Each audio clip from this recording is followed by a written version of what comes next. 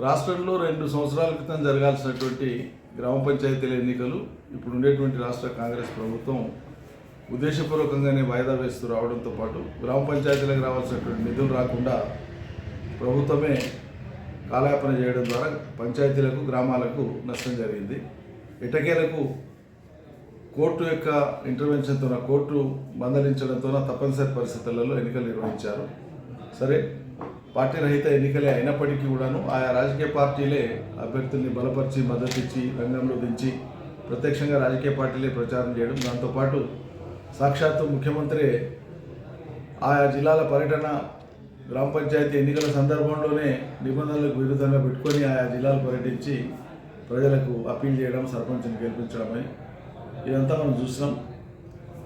అధికార పార్టీ విపరీతమైనటువంటి అధికార దుర్వినియోగము, డబ్బు, మద్యము వీటన్నిటి యొక్క ప్రభావం తీవ్ర స్థాయిలో చూపించినప్పటికీ కూడా ప్రజలు మాత్రం చాలా స్పష్టంగా బీఆర్ఎస్తో పాటు ఇతర పార్టీలకు కూడా ఇండిపెండెంట్లు కావచ్చు, ఇతరులు కావచ్చు గౌరవప్రదమైన స్థానాలు ఇచ్చినారు. బీఆర్ఎస్ మాత్రం చాలా జిల్లాల్లో దూసుకొని పోయింది.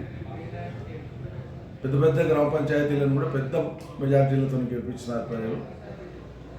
కేసీఆర్ గుర్తు, కారు గుర్తు లేకపోయినా గులాబీ కండువా కనిపిస్తే ప్రచారంలో కేసీఆర్ పేరు, స్థానికంగా ఉండే బీఆర్ఎస్ పార్టీ నాయకుల పేర్లు వినిపిస్తే చాలు ప్రజలు బీఆర్ఎస్ బలపరిచినటువంటి అభ్యర్థులకే ఓటేసి గెలిపించినారు.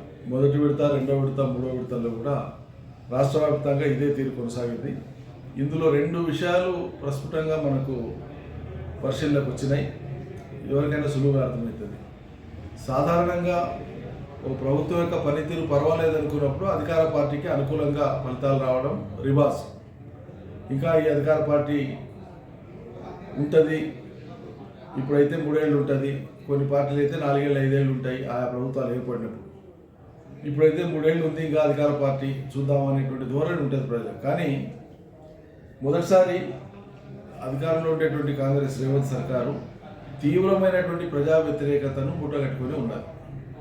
ఆ కారణం చేతనే ఈ పంచాయతీ ఎన్నికలను ఒక సాధారణంగా ఒక ఆయుధంగా ప్రజలు వాడుకొని తమ యొక్క నిరసనను, వ్యతిరేకతను ప్రభుత్వం మీద చూపించినారు. అందుకే ప్రత్యామ్నాయంగా బీఆర్ఎస్కు బ్రహ్మరథం పట్టినారు. ఈ అధికార కాంగ్రెస్ ప్రభుత్వం యొక్క పతనం ప్రారంభం కావడం కాదు, పూర్తి స్థాయి పతనం అంచుల్లో ఉంది ఈ ప్రభుత్వం అనడానికి ఇది ఒక పెద్ద ఉదాహరణ. కోలుకోలేనటువంటి రీతిలో ఇర్రిపరబుల్ డ్యామేజ్ ఆల్రెడీ కాంగ్రెస్ సర్కార్కు జరిగిపోయింది.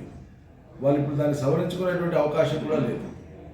అలివిగా అనేటువంటి హామీలు ఇచ్చి, ఆచరణ సాధ్యంగా అనేటువంటి హామీలు ఇచ్చి ప్రజల యొక్క ఆశలతో వాళ్ళు చెలగాటమంటారు, వాళ్ళ జీవితాలతో చెలగాటమంటారు. అందుకే ప్రజలు మామూలుగా ఒక ప్రభుత్వం మీద కోపము, వ్యతిరేకతను, నిరసనను ఉండడం వేరు, కానీ ఈ ప్రభుత్వం మీద చాలా ఏయాభావం ఉన్నది, చాలా కసి ఉన్నది. ఇది చాలా స్పష్టంగా కనిపిస్తున్నది. కాబట్టి రాబోయేటువంటి రోజులలో ఎప్పుడు సాధారణ ఎన్నికలు జరిగినా సరే కాంగ్రెస్ రాష్ట్రంలో తుడిచిపెట్టుకుపోవడం ఖాయం. సింగిల్ డిజిట్కు లోబడే ఫలితాలు ఉంటాయి కాంగ్రెస్కు భవిష్యత్తులో. ఇది 100% జరిగేటువంటి పరిణామమే. ప్రజల మనోభావాలు, ప్రజల యొక్క ఆలోచన సరళి చాలా స్పష్టంగా ఉంది. ప్రజల అభిప్రాయం చాలా బలంగా గూడు కట్టుకొని ఉంది. బీఆర్ఎస్ ఇంకేడు ఉంది, రథమైపోయింది, లేకుంటే అది పొందబెట్టేసినాం, ఇటువంటి చాలా చీప్ అండ్ స్థాయికి తగనటువంటి మాటలు మాట్లాడినటువంటి వాళ్ళందరికీ కూడా ఇదో పెద్ద గుణపాఠం. అది ముఖ్యమంత్రి కావచ్చు, ఇంకే నాయకులైనా కావచ్చు, ఒక రాజకీయ పార్టీ కానీ ఒక రాజకీయ విశ్వాసం కానీ ఒకరిద్దరు వ్యక్తులతో పోయేది వచ్చేది కాదు. దానికి ఒక ప్రాతిపదిక ప్రజలు. సో బీఆర్ఎస్కు తెలంగాణ సమాజం ప్రాతిపదిక, తెలంగాణ ప్రజలు ప్రాతిపదిక. కాబట్టి తెలంగాణ ఉన్నంతకాలం ఈ చారిత్రాత్మకమైనటువంటి పరిస్థితులలో ఏర్పడి ఒక రాజకీయ పార్టీగా రూపాంతరం చెందినటువంటి బీఆర్ఎస్ను, కేసీఆర్ నాయకత్వం ఉండేటువంటి పార్టీని భూస్థాపితం చేయడం ఎవరితరం కాదు. వాళ్ళు అట్లా మాట్లాడిన వాళ్ళు భూస్థాపితం అయినాక కూడా ఇది అజేయంగా ఉంటుంది.